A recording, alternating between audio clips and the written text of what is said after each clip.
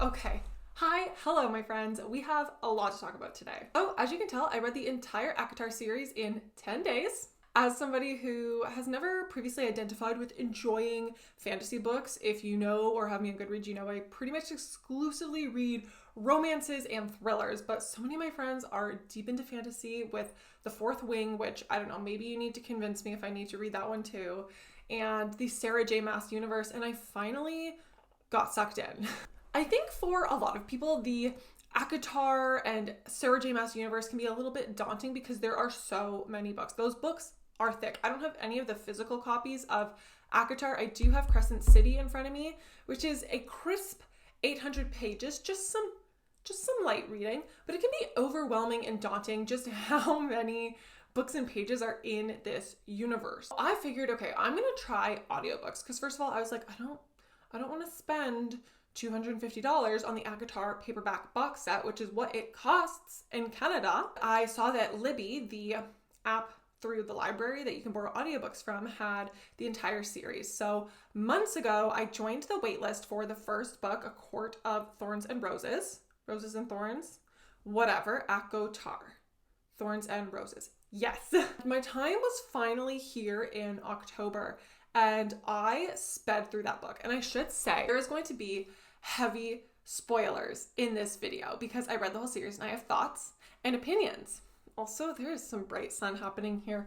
I am sorry if there is a horrific glare in my glasses. If I was Faye, I would have great eyesight and I wouldn't need glasses. Anyways, so yeah, I borrowed the first audiobook and they're long. They're like 20 hours of audiobook because these books are freaking thick. Okay, let me show you Crescent City. I'm sure if you're watching this, you've read the series, but in case you do the audiobooks or Kindle, let me just move my microphone here. Hello? That's thick. I feel like I read a decent amount and I'm like barely into it. Anyways, so A Court of Thorns and Roses was my first book, and I tried reading one fantasy series prior, The Cruel Prince, which I really did not enjoy. I am going to give book 2 a try, but I think it was too YA for me. And anyways, so I went into ACOTAR and I've seen everyone rave so much about it, and I am going to preface, maybe I'll like copy and paste my little Goodreads review here. It was a 3.5-star read for me. I'm wondering if I were to reread it, it might be higher. However, first time going into it, 3.5 stars. And I think that's kind of normal for fantasy books to not enjoy the first book as much as the rest. And I'm learning that. There's a lot of world building that goes on in these first books of fantasy books, okay? The Court of Thorns and Roses is no exception to that. Yeah, like we're introduced to our Queen Farah. Well, she's not a queen yet, but our peasant, our little illiterate human, mere mortal Farah, who whatever ends up going into God, can you tell it's been a few weeks since I've read this? Who ends up going into the magical realm, whatever. Okay, I'm not here to give a plot synopsis. I'm here to give my spark notes and my thoughts. F that Tamlin dude. Right away, my bullshit detector is good. Right away, I said, And again, full spoilers, I know there are people who say, oh, people read the first book, they love Tamlin. No. Right away, I'm like, this creep is Stockholm syndroming this girl. He is her captor. He takes her, like gaslights her, belittles her, is trying to act like he is the end all be all. And we know what happens there. And I was like, this is creepy. This little unformed sponge of a 19-year-old girl. And he's just like predator. Not in like a cute way. I didn't like Tamlin right off the go. This first book was pretty slow for me, and I see now in the series why it was important. I like the juxtaposition of seeing Tamlin in like a kind of good light, and then in book 2, just having all your thoughts ripped away from you. So, I mean, that's pretty much book 1 in my spark notes. I was like, I don't trust this Tamlin mofo. He's giving douche canoe. He's giving creepy older man preying on young girl, which I mean is a lot of men in any kind of romantic element book, especially when we have these fairies that are like 500 years old, and we've got Farah, our little human girl, coming in at ripe age of 19. I could not stand him when she was under the mountain, like fighting for her life, and he's just chilling. He's like, oh yes, I love you, but like have fun. Oh, I'm not, how dare I?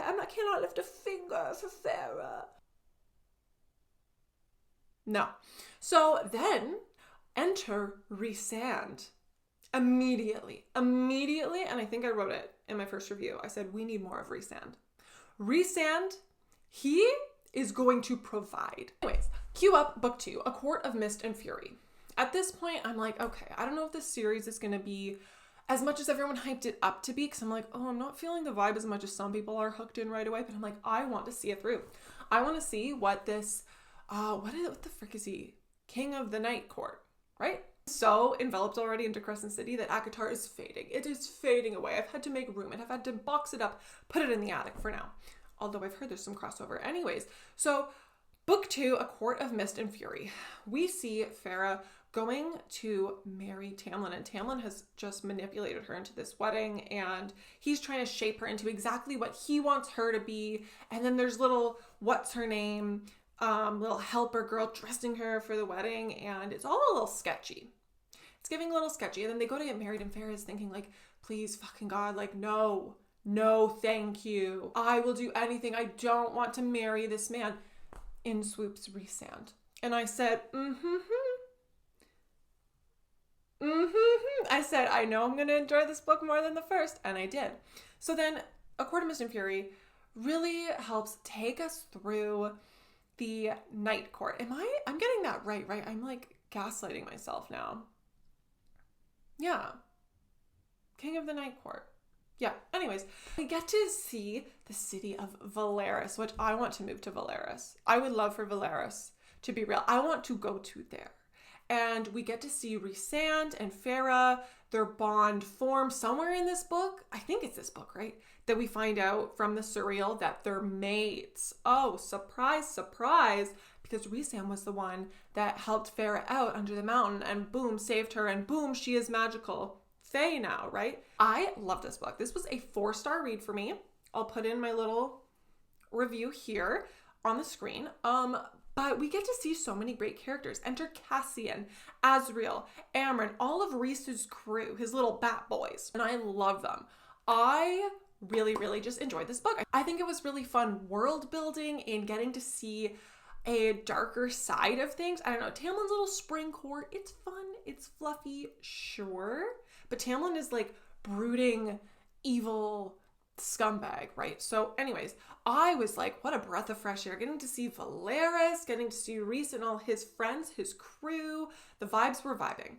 And let me tell you, I kept having some parallels here between Vampire Diaries. If you have seen Vampire Diaries, maybe you thought of this as well already, but I'm like, okay, Rhysand is Daemon and Stefan is Tamlin. Tamlin's a little douchier than Stefan. But I think if you've seen both, maybe you can summon those vibes too. But I am like totally like Rhysand, Daemon, I'm bridging. There is connections happening. And I think that's why I like Rhysand so much. I love the dark, broody male main character. And I loved getting to see his little dark world and his friends and the character development throughout them, which of course we see more of in A Court of Silver Flames, which we're not at yet. And y'all might not like what I have to say about that one.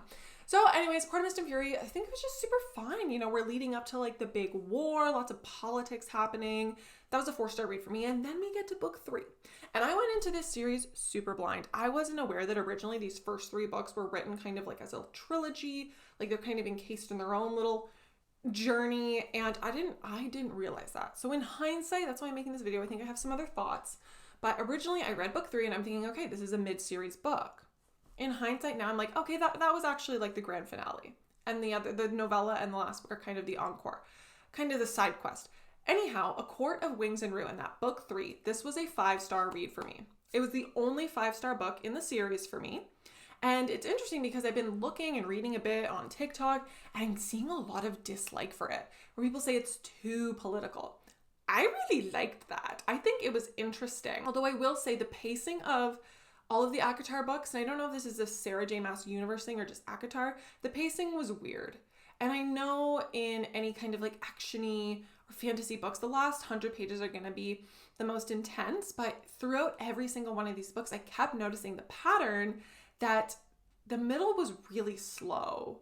Like, these books didn't have to be 700 pages, in my opinion. It could have been done in like 450, and it dragged and it dragged. And I was like, oh my God, okay, just get through it. And while that was still true for A Court of Wings and Ruin, I think that the dragging played a key element.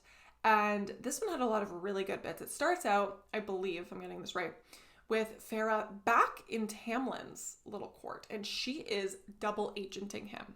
She's pretending she's on Team Tamlin and she's gathering little information. She's manipulating the spring court to fall, to crumble from within. Queen shit. And I was living for it. Why can I not remember the like goddess's name right now? Whatever, Miss Thang, when she's going to do her solstice event where she's got the stone and the sun is supposed to shine on her, and Farah just like nudges the stone so that it shines on her. That was beyond. She slayed that. That was hilarious. And just her being so petty, whatever. Then she gets back to Rhys, her mate. Good God, could they say my mate more in these books? Little cringe. Anyways, Miss Farah gets back with the Night Court and shit starts hitting the fan. And we see a lot of politics happening and planning for the war. And then we see the war. And the last like 200 pages of A Court of Wings and Ruin, I don't think I will ever emotionally recover from. And that is why it was a 5-star read for me. There was a lot of deaths that really got to me in this book, and I didn't expect them to. The Surreal's death, it makes me want to tear up even thinking about it. That scene caught me so out of left field. I know a lot of people were like, my friend who I was texting who had already read this book sent me the funniest picture of when she found out that Rhys dies at the end of this book. I think, right? Court of Wings and Ruin? Whatever, he gets brought back to life, right? No one actually dies. Except the Surreal. Anyways, the Surreal was my moment. I was a wreck. I was in the bath. Like, not okay. Not okay. The Surreal was so pure, just trying to help Farah. It was so sad. And then what was the other guy that was so misunderstood? The bone carver. The bone carver.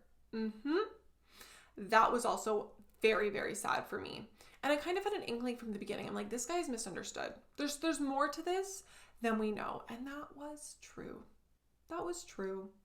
And I have mixed feelings about them using these creatures for their gain with the war. But again, whatever, it was all consensual. It was a deal. Yeah, this book, it was just so, and then the Weaver, like there was just so many good characters that died.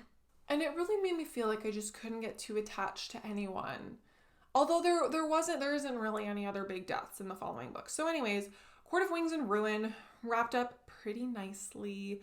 And we see more of Nesta. Oh my God. We see more of Nesta and Elaine, Farah's sisters. However, we also see Farah's dad come back and die. I forgot about this too. See, this is what I mean. A Court of Wings and Ruin, superior. Top tier. So much emotional story building. So Farah's dad, who we never even get a name for, right? So I have mixed feelings on this because he was kind of like a shit dad, right? Which I also can understand. Like he was this big merchant. Suddenly he's nothing. He's a bit depressed, definitely slacking in the fatherhood area. But cue this war, man goes off, finds the people he needs to find, comes with an army of ships, a brigade, just to be killed? To have his neck snapped in front of his daughters? Anyways, I think it was good closure for them to have a moment of redemption of their dad doing something good as a last memory, but very traumatizing for them for sure. And in that was kind of the moment once we saw a little bit more of Nesta and Elaine, because they're Fae now too. They've been stirred up in the cauldron, and we later find out they have powers.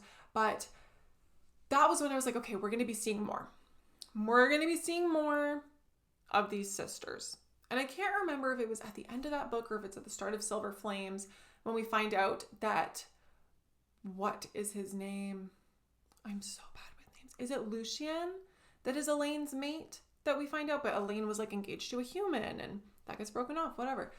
The SparkNotes thoughts that I have of this series is so unhinged. You simply could not follow this if you haven't read the whole series at least once.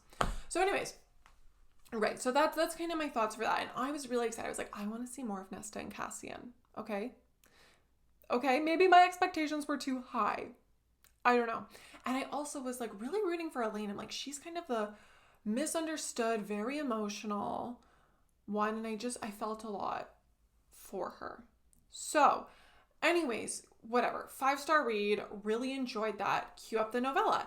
In my head, I didn't know there was a point of view switch coming. I didn't know Silver Flames wasn't primarily following Rhys and Feyre. And I think I was a little harsh on the novella. So the novella for me, I think was 3.5 stars as well, just like the first book.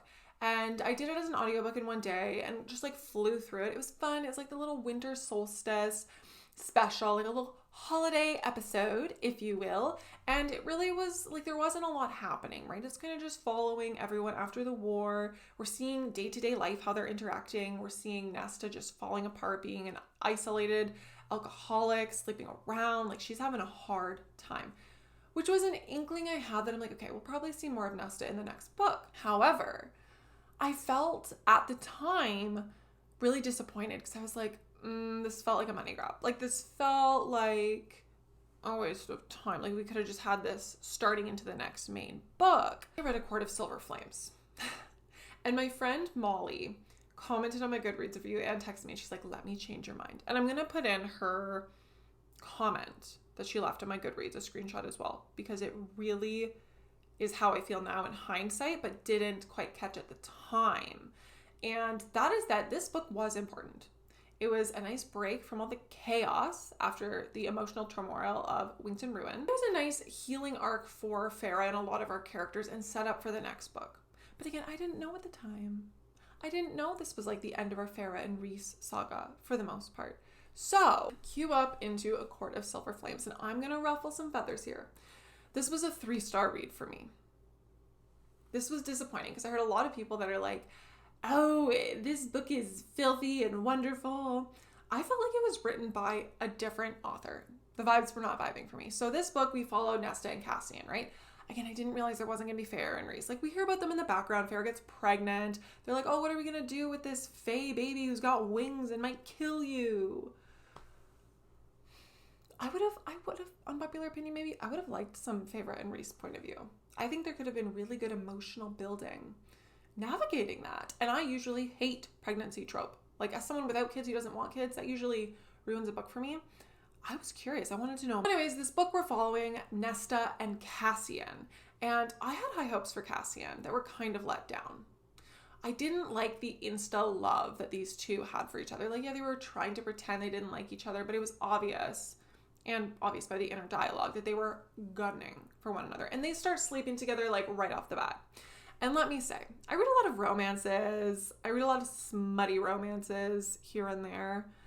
I didn't feel it was appropriate in this one. It felt like the author, to me, Miss Sarah J. Maas, I know you're not watching this. If you were, I clearly love this series. However, to me, it felt like maybe the author was kind of just trying to fit in with the type of romance that is popular nowadays with a lot of the online community. Because none of the previous books had this much and this frequent of smut in it. And it just didn't feel fitting. It didn't feel like it fit with the series. And I was literally skipping over these chapters because I was like, it's killing the vibe. It's not feeling like the ACOTAR series to me anymore. And I don't know if anyone else felt that way. I know some people loved that element of it. I think that it's the consistency that was off for me with that just wasn't present throughout the rest of the series. And thus it felt kind of flat, which was definitely a bummer. But yeah, that was this little bone I had to pick there. But on the other hand, I did enjoy the plot itself. Nesta's character arc in Silver Flames was awesome. Her creating her little army of women, training them like these little damaged women. Like, I loved that. Women empowerment. Loved that part of it. wasn't really feeling the romance between Nesta and Cassian. I think there could have been a lot better relationship building in that other than just the spice. And that was really lacking for me. I really liked as well, like, the unleashing of Nesta's powers and Rhys even being like, I'm scared of this girl. Like, this bitch crazy. I really like that. But the vibes were just off. And again, the pacing was really off for me. Like, when I think back on this book, sure, we're talking about the possibility of like another war coming about, but nothing really happens. Cassian and Nesta get it on. They get grumpy. She goes to work in the library and the cycle repeats. And I just felt like it was 700 pages that could have fit in like 300. And I just wasn't enjoying it as much as I hoped. And we're all entitled to our own feelings, which is the wonderful thing about reading. But that one, yeah, it just left me feeling kind of weird. I feel like there was some other odd things I was feeling. I'll put my, if I haven't already, my little Goodreads review up here. And I've also now heard it's an incomplete series. So I'm like, who knows? Maybe my thoughts will also change on that. It's a miracle with how many of my friends read fantasy. I think 37 of my friends on Goodreads had already read this series. I hadn't seen a single spoiler. I went in completely blind. So yeah, that was me reading ACOTAR in about a week and a half. It was a good time. It opened my mind to long books again because I was kind of scared. A little nervous from long books because I'm like, scared it's going to put me in a reading slump. At least with a short book, if you're not really loving it, you can push through, but these are long. So, like I said, I just started Crescent City since finishing ACOTAR. And I know some people say, oh, you have to read ACOTAR and Throne of Glass before you read Crescent City. I don't care. My partner bought me this book, and I love a physical book, and I want to read it. So, plus there's a third book coming out in January. So I've been told, catch the heck up on Crescent City. And yeah, so far, so good. People have said the world building's really hard. I'm liking this more than ACOTAR so far. It is so fun. I love this like urban fantasy genre that I didn't know existed. I'm freaking loving it. So I'm hoping to read a bunch more of this today. We will see. And then maybe go to chapters and see if my partner wants to buy me the second one. And I have the Throne of Glass series on hold through Libby. They only have the first couple books, so I will have to buy the rest of the series if I want to. I'm a little put off by Throne of Glass. If you liked it, you maybe leave me a comment and try and convince me. I've heard about this tandem read stuff. I can already tell you I'm not going to do that, especially because I'm probably going to have to read those books on Kindle because it's cheaper to buy them on Kindle than in person. And since I'm going to do the first couple of books through the library, I don't want to buy any physical books of it. But this tandem read has me put off because I'm just not going to do it that way. I can't jump between books. So is it still going to be worth it? I don't know. I also know that one's a bit more fantasy, less romance, which is fine. I think I could, at this point, get into that. But yeah, that's where I'm at in my Sarah J. Maas universe. Maybe, we'll see. Maybe at the end of January, I'll have a Crescent City version of this. Or maybe Throne of Glass will really knock my socks off and I'll end up buying some of those books too. So, I don't know. We'll see. But this has been fun. I know some people are really critical of my feelings about this.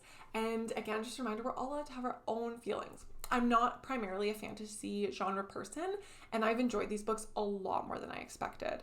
So if you feel like I'm being harsh, it's probably because I am, because it's not my usual shtick. But I really enjoyed it. I don't know how many people are gonna care to watch this, but I hope for the one or two that do that you enjoyed it. I know I've been talking in my Book Nook channel on Instagram a lot about my ACOTAR reading journey because when I did a poll about the genres that y'all read the most, I was surprised how many of y'all said fantasy.